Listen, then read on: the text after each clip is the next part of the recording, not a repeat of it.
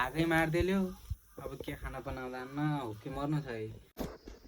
Hello साथीहरू, welcome knew my vlog. म चाहिँ यति बेला खाना पकाउँदैछु, आफ्नै भान्सामा छु। अहिले भात पकाइरहेको छु। आमाहरू चाहिँ गहुँ काट्न गएका छन्। तँ खाना पका, हामी गहुँ काटेर आउँछौँ भनेर भन्नुभयो आमाले। खाना पकाउन चाहिँ लास्टै गाह्रो के यार, चुल्हामा बस्नुपर्ने यो गर्मीको समयमा होइन। आमाहरूले चाहिँ कसरी गर्छन् होला कि दिन रात नभनिकन होइन, साँझ बिहान खाना बनाउनु। अरे यार, आफू त राम्रै पकाउँथ्यो त भात त, किन पानी मस्त भइगयो छ त। पानी फाल्दै ल्याऊ भन्नुहुन्छ। छिटो खाना पकाएर खाएर खलङ्गा जाने भन्ने कुरा हो। आज चाहिँ खाना चाहिँ पाक्दैन होला, पानी फाले गर्छ, गाह्रो भइगयो। आगै मारिदियो। अब के खाना बनाउँदा न हो कि मर्नु छ है।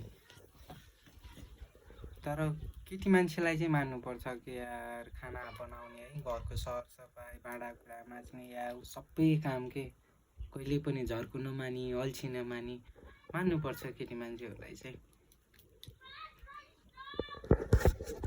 फाइनल्ली भात चाहिँ पाकिसक्यो। अब दाल पकाउने। दाल चाहिँ पाकिसक्यो। अब दाल झान्ने हो।